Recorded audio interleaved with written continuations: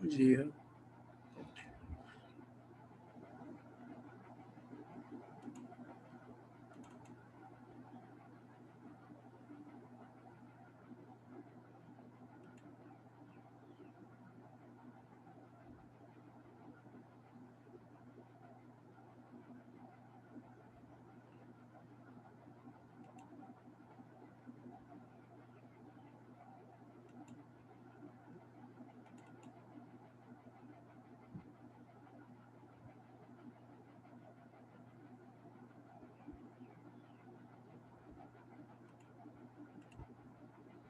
Bom dia, gente, tudo bem?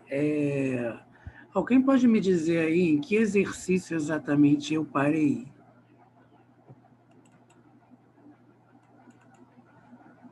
Caderno de atividades, estão lembrando disso?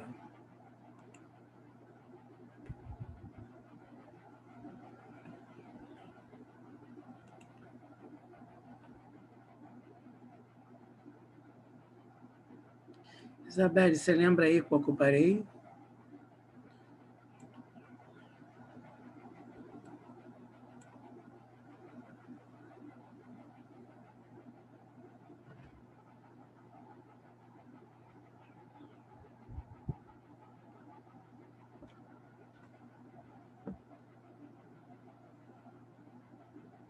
Gente, alguém lembra em qual que eu parei?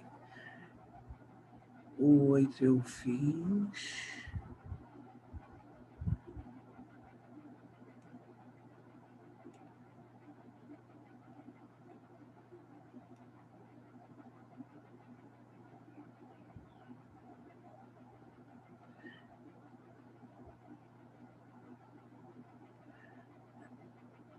Eu estou em qual, gente? Diferentes registros formam comunicação, é isso? Na página 163.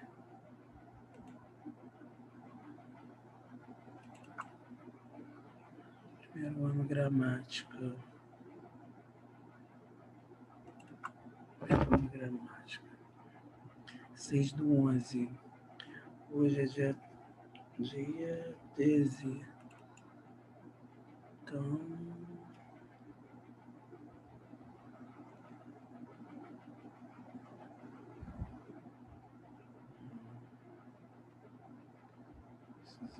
dois, é isso?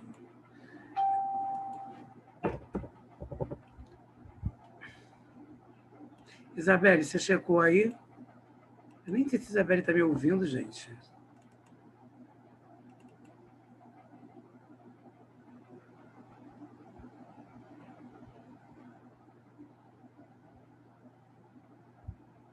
Isabelle, você está me ouvindo, gente?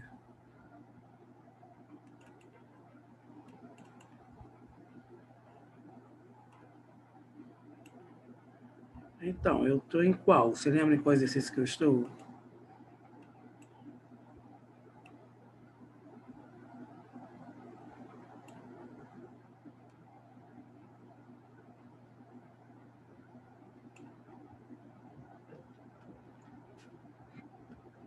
Vamos lá. Diferentes registros formam comunicação, não é isso? Então, página 163, né?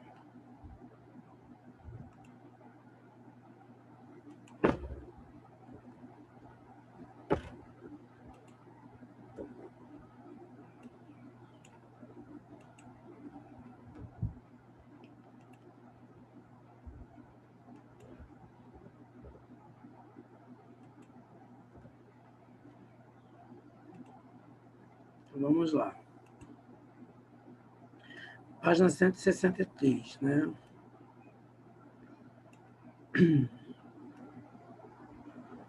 Os donos da comunicação.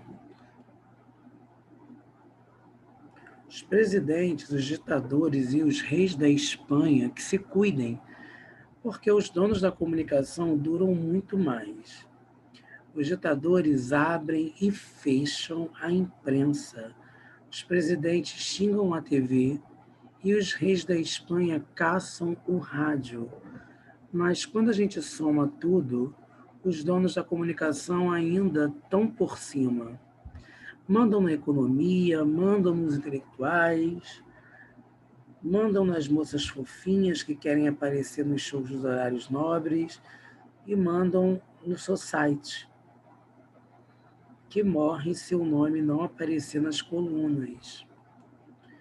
Todo mundo fala mal dos donos da comunicação, mas só de longe. E ninguém fala mal deles por escrito, porque quem fala mal deles por escrito nunca mais vê seu nome e sua cara nos veículos deles. Isso é assim aqui, na Bessarábia e na Baixa Batanalândia. Parece que é a lei. Também é muito justo porque os donos da comunicação são seres lá em cima. Basta ver o seguinte: nós, para sabermos umas coisinhas, só sabemos delas pela mídia deles, não é mesmo? Agora vocês já imaginaram que sabem os donos da comunicação que só deixam sair 10% do que sabem? Pois é. Tem gente que faz greve, faz revolução, faz terrorismo, todas essas besteiras. Corajoso mesmo, eu acho, é falar mal do dono de comunicação. Aí tua revolução fica chinfrim, teu terrorismo sai em corpo 6, e se você morre, vai lá para o fundo do jornal em 4 linhas.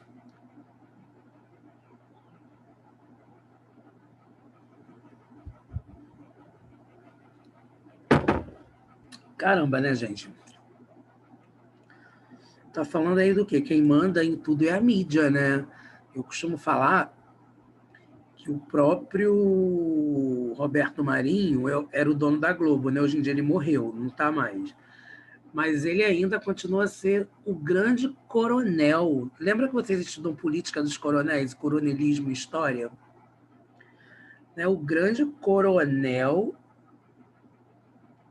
do Brasil é o Roberto Marinho, né? Porque a Globo influencia todo mundo. A Record também agora está com uma questão de influência muito forte. Né? Vocês já repararam isso, gente? Né? A mídia em si, né? A mídia ela manipula os telespectadores. Quanto menos inteligente você for, mais influenciável pela mídia você é. Já perceberam isso?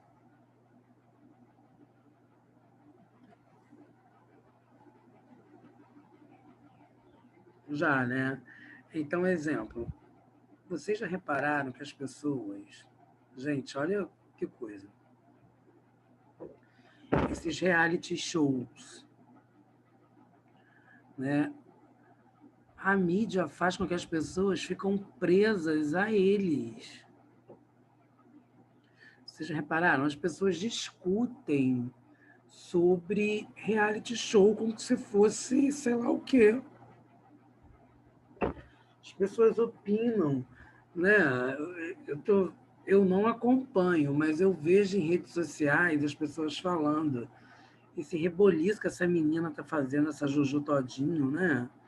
E as pessoas discutindo. Tanto que eu agora, nesse momento, estou aqui, eu falando sobre ela. Então, ou seja, é muita. Sei lá, gente, eu acho extremamente deselegante a forma que essa menina age, sabe? Mal educada, sabe? E as pessoas com, sei lá, discutindo quem vai ganhar um reality show. Então a mídia manipula, né? Não só isso. Vocês podem reparar, o Lula, por exemplo. Quando o Lula se candidatou ao PT, era candidato, gente, a Globo colocou o Lula lá em cima. A Globo colocou o Lula como se fosse o herói do Brasil. Bastou ter o esquema do dinheiro das cuecas e o mensalão. Gente, quando isso aconteceu, a Globo acabou com o Lula. Acabou com o Lula. Então, quer dizer, e as pessoas são influenciáveis, né? Influenciadas, você não vê? Tá certo que o Bolsonaro não era próximo da Globo, né? Não gosto, o negócio dele é da Record. Mas vocês já repararam, gente, quantas pessoas foram influenciadas pelo Bolsonaro? Vocês já viram isso? Já, né? E hoje em dia, atualmente? Atualmente, vocês viram uma merda que deu. Eu não sei, gente, se vocês gostam do governo Bolsonaro, mas vocês já viram a bomba que está sendo esse governo? Você vai na presidência, é aquela palhaçada. Você vai no governo do estado, é aquela palhaçada. Você vai no governo do município, é aquela palhaçada. A impressão que eu tenho é que nós estamos sendo administrados por 3 palhaços. Vocês já chegaram a essa conclusão no primeiro ano? Ou eu estou falando besteira? Gente, vocês estão aí primeiro ano? Parece que eu não estou falando para ninguém.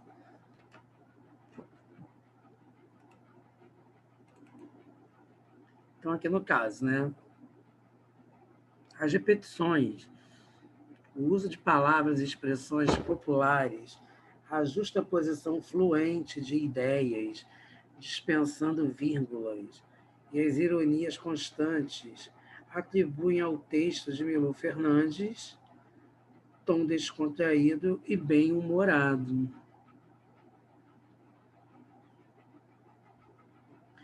2. No livro Veneno Remédio, O Futebol e o Brasil, o músico, compositor e ensaísta José Miguel Vinisky afirma que o futebol se tornou uma espécie de língua geral, válida para todos, que põe em contato as populações de todos os continentes. Leia a seguir 2 textos em que o autor explora essa analogia. Nada nos impede de dizer que os lances criativos mais surpreendentes não dispensam a prosa corrente do arroz com feijão do jogo, necessário a toda partida.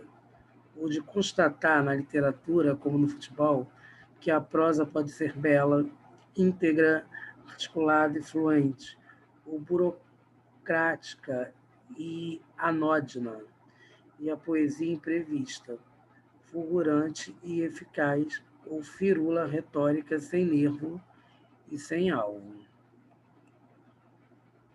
O futebol é o esporte que comporta múltiplos registros, sintaxes diversas, estilos diferentes e opostos, e gêneros narrativos, e ponto de parecer conter vários jogos dentro de um único jogo. A sua narratividade aberta às diferenças terá relação muito, possivelmente, com o fato de ter se tornado o esporte mais jogado no mundo, como um modelo racional e universalmente acessível que fosse guiado por uma ampla margem de diversidade interna, capaz de absorver e expressar culturas.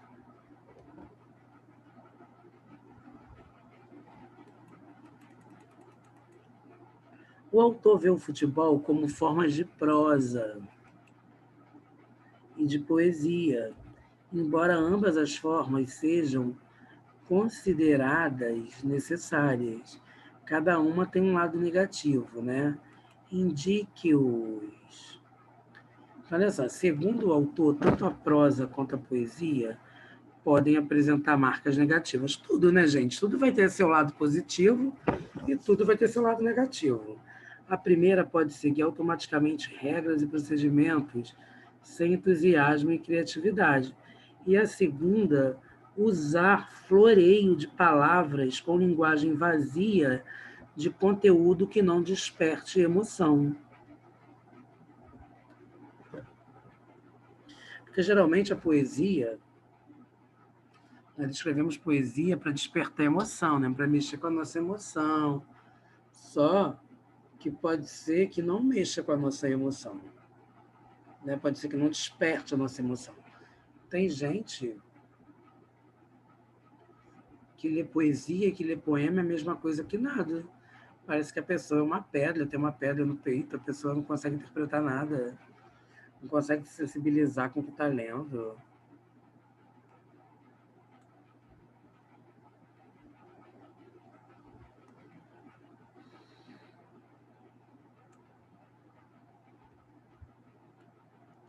Apresente dois argumentos por meio dos quais o autor justifica a afirmação de que futebol é uma espécie de língua geral.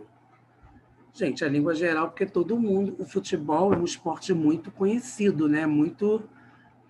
E as pessoas gostam muito. Então, assim, todo mundo vai entender a linguagem do futebol, né?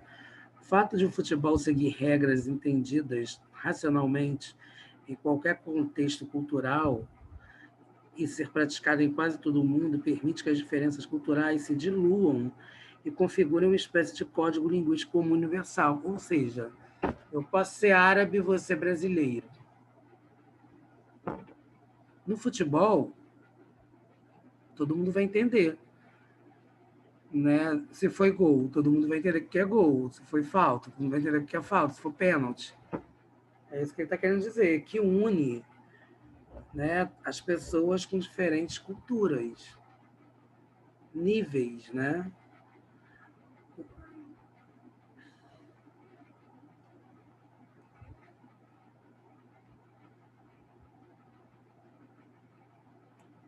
Terceira, né, o samba. Vou falar aí do samba, né? Só um minutinho, gente.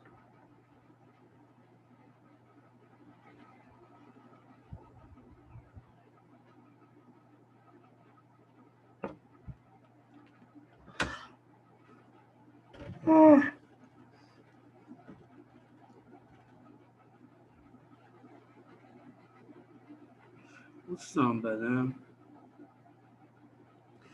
À direita do terreiro, adumbra-se na escuridão maciça de construções, a qual às vezes recortam no azul do céu os trêmulos vislumbres das labaredas fustigadas pelo vento.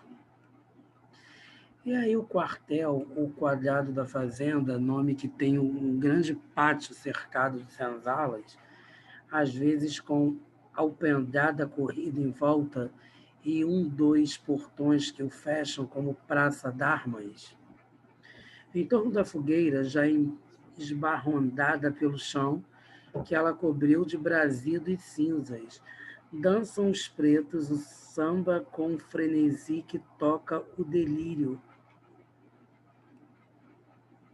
Não se descreve nem se imagina esse desesperado saracoteio, no qual todo o corpo estremece, pula, sacode, gira, bamboleia, como se quisesse desgrudar-se. Tudo salta, até os criolinhos que esperneiam no cangote das mães, ou se enrolam nas saias das raparigas. Os mais taludos viram cambalhotas e pincham a guisa de sapos em roda do terreiro. Um desses corta a jaca no espinhaço do pai, negro fornido, que, não sabendo mais como desconjuntar-se, atirou consigo ao chão e começou de rabanar como um peixe em seco. Adumbrar-se é delinear-se, né, gente? Esboçar-se.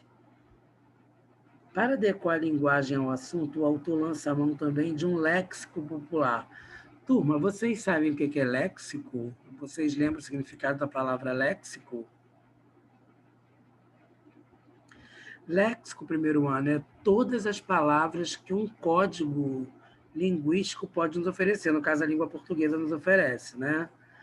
Agora, o seu vocabulário é como se você selecionasse algumas palavras desse léxico, porque nós não sabemos tudo, né?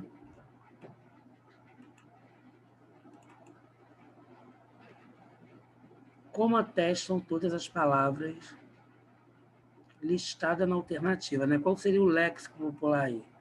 Então, saracoteio, rabaná, cangote, pincham. Tem outra palavra também que ele usou, né? Criolinhos. A letra C, né?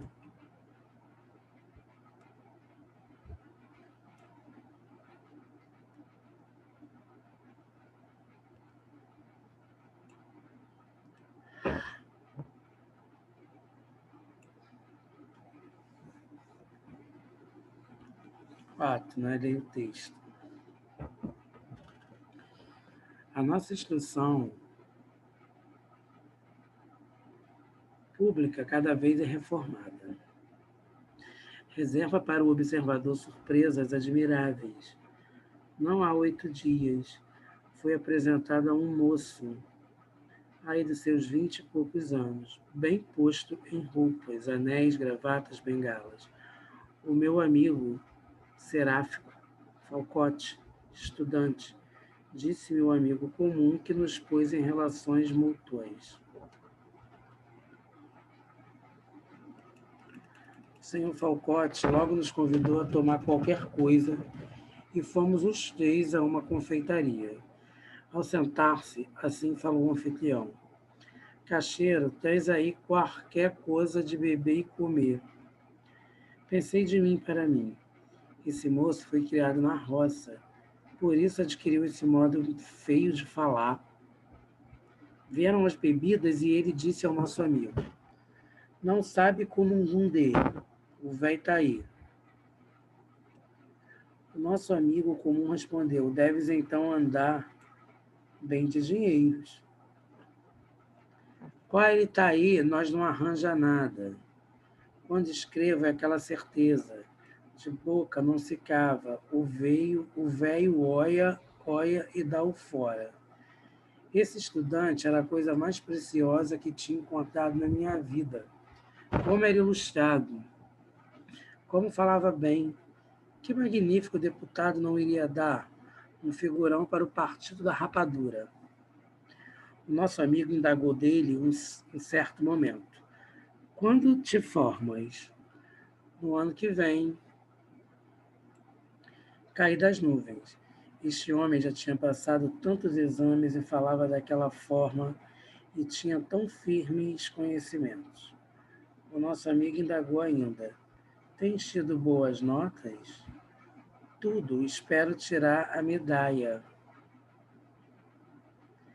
Tendo em vista o conceito contemporâneo de variação linguística, que ensina a considerar de maneira equânime as diferentes formas do discurso, avalie a atitude do narrador em relação à personagem Falcote, expressa na seguinte frase: Esse moço foi criado na roça, por isso adquiriu esse modo feio de falar. Então, olha só, gente, o narrador personagem, provavelmente nativo e morador de centros urbanos, identificou na fala da personagem Falcote indícios da variante rural da língua. Ele a julgou feia, porque considera o falar urbano a norma mais próxima da culta e de maior prestígio social. Ou seja, aqui está tendo preconceito, né, gente? Porque não é porque eu moro na zona urbana que eu tenho que achar que o meu modo de falar é o correto e quem mora na zona rural esteja errado. Aí eu vou estar contribuindo para a questão do preconceito linguístico, né? Eu não posso ter esse tipo de preconceito. Eu tenho que entender que o lugar que a pessoa está vai influenciar, que a falta de oportunidade de intelectualidade vai influenciar na forma que a pessoa fala. O negócio é a questão da comunicação. Precisa existir comunicação. A comunicação ela precisa ser estabelecida. Porque a partir do momento que há estabelecimento de comunicação, vai existir compreensão, né? Mas as pessoas elas estão mais preocupadas em rotular como a outra fala do que entender, né?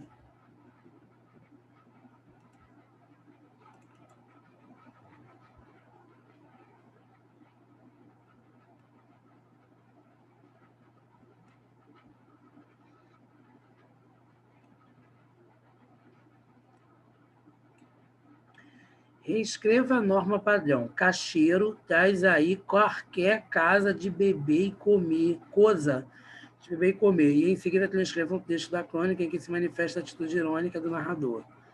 Então, como que nós vamos consertar aí, gente? Caixeiro, traga, por favor, alguma coisa para comermos e bebermos. A atitude irônica do narrador pode ser observada em: esse estudante era a coisa mais preciosa que tinha encontrado na minha vida. Como era ilustrado, como falava bem, que magnífico deputado não iria dar. Figurão para o Partido da Rapadura. Olha isso, gente.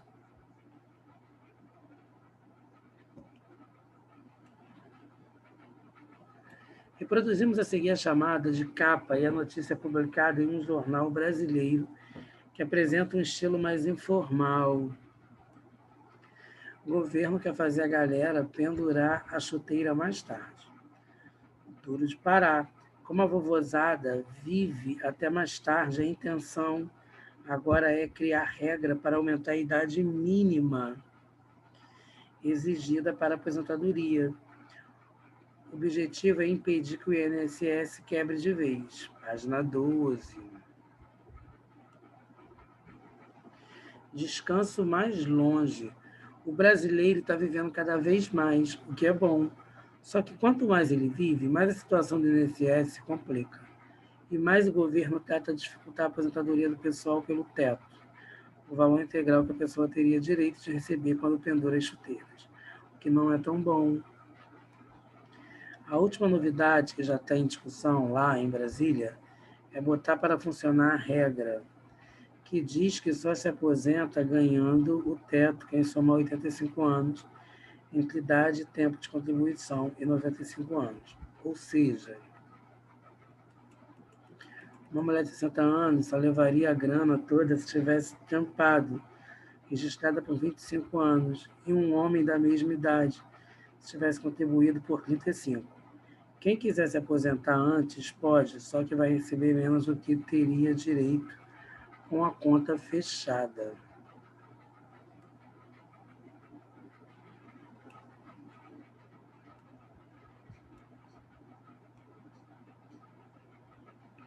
Retire dos textos duas marcas que caracterizariam a informalidade pretendida pela publicação, explicitando de que tipo elas são, se são sintáticas, morfológicas, fonológicas ou lexicais, isto é, de vocabulário.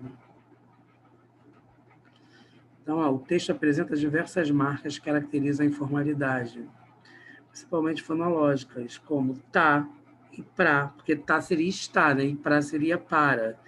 E lexicais, como galera, grupo de pessoas, pendurar a chuteira, que é aposentar-se, vovozada, que são os idosos, grana, dinheiro, e tampado, que é trabalhado, né?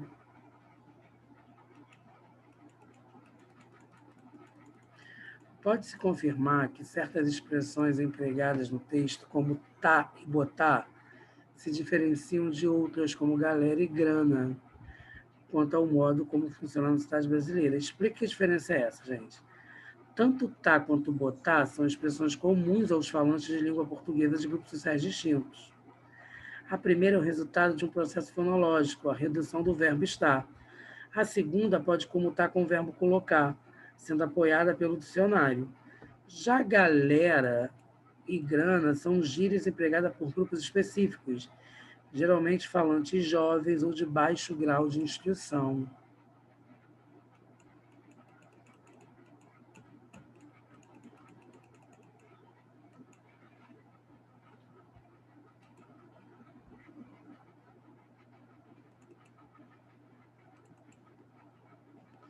Diferentes registros formam a comunicação, né?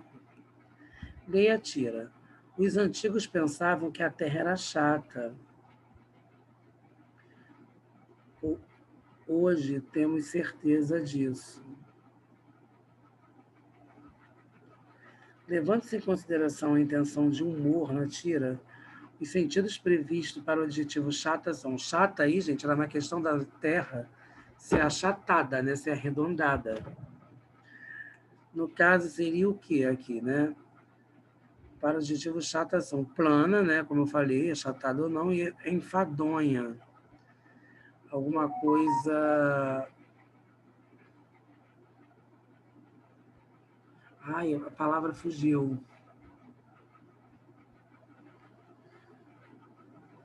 Ai, hoje está tão tediosa, né? Algo entedioso. Então, a letra D, né?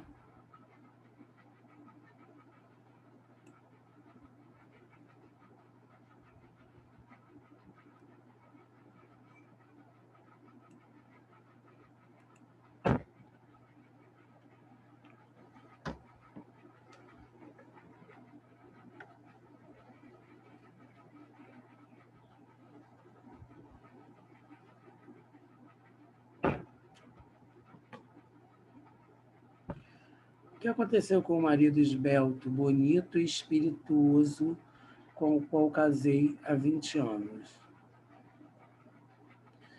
Então, H não é o seu primeiro marido? A graça da tira decorre do não entendimento de um discurso ambíguo, bastante comum, no qual se dirige à própria pessoa, questionando-a como se fosse uma outra, né?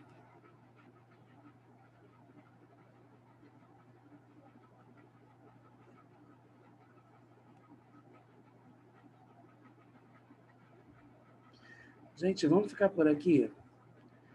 Página 166, exercício 2, tá? Marca aí, Isabelle, para mim, por favor. Alguém marca aí que a gente vai começar na página 166, o exercício 3 na próxima aula, por favor. Obrigado. Daqui a pouquinho a gente volta. Tá? Um beijinho.